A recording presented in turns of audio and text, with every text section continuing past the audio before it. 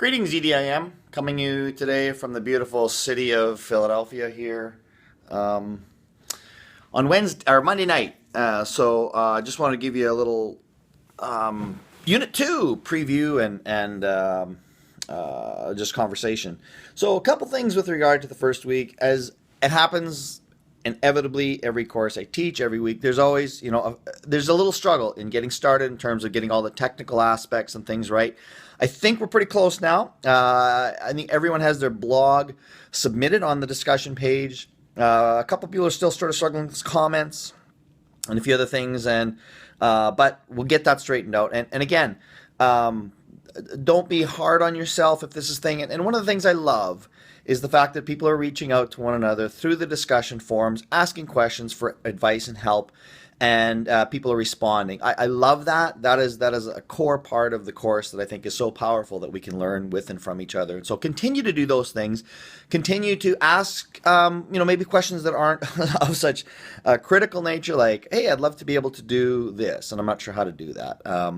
It's an interesting balance between, well, you could go to the internet and Google some of these things, and maybe you'll find them, but sometimes it's better to ask within a community of learners. So I applaud you for using those spaces. Continue to check on those spaces. It's my personal habit every time I go into the course site is to look at the discussion, see what I haven't been reading, and just quickly go through that so that I'm up to date on those conversations. Sometimes I don't have to necessarily respond, but just to know that they're there. And so there may be things for you to respond to there. So that should be just a habit of yours. Hopefully you're getting Feedly sort of worked out. Again, I left the tutorial on last week's content. I believe under topic B, you'll see a tutorial around that. If you need any more help with that or aren't sure, we can always walk through that with you together. But that's a really helpful tool to follow in each other's blogs. I have not gotten to assessment this week, so that's my goal. Probably tomorrow I'll get on that. I try to do it shortly after the Sunday, but this week it may not happen until Wednesday that I actually get it all complete. So don't panic, keep going.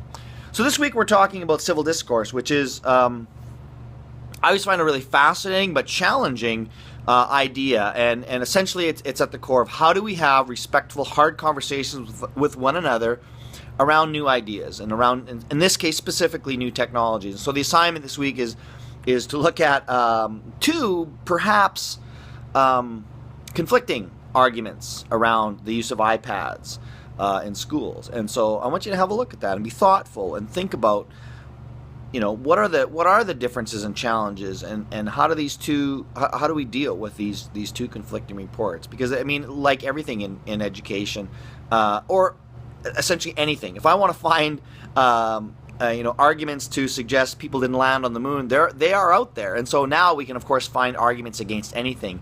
And so it's more incumbent upon us as educators to teach ourselves and our students how to deal with this, and not necessarily to choose sides always, but to develop thoughtful ways in which we can challenge one another and question ideas in respectful ways. And this is hugely lacking online, and I think it's something that we have to be much more intentional about teaching and understanding how to do it, where to do it, when to do it, all of those things. So that's the idea around this week's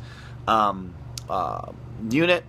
So again, be thinking about this, and you'll have an opportunity in your blog, in your assignment this week to do that, and continue even within the commenting section to start thinking yourself right now about how do I challenge one another in the class, not to necessarily disagree, but to push the conversation to another level, make people think, make people defend their ideas, make people reflect on their own, and do that ourselves.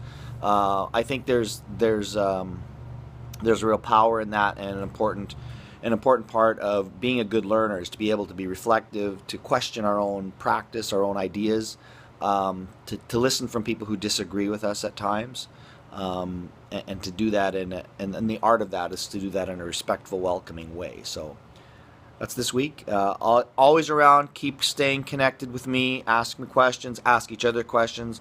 But so far, I kind of really like what I'm seeing with the way in which I see interactions happening within the course. So let's have a great week.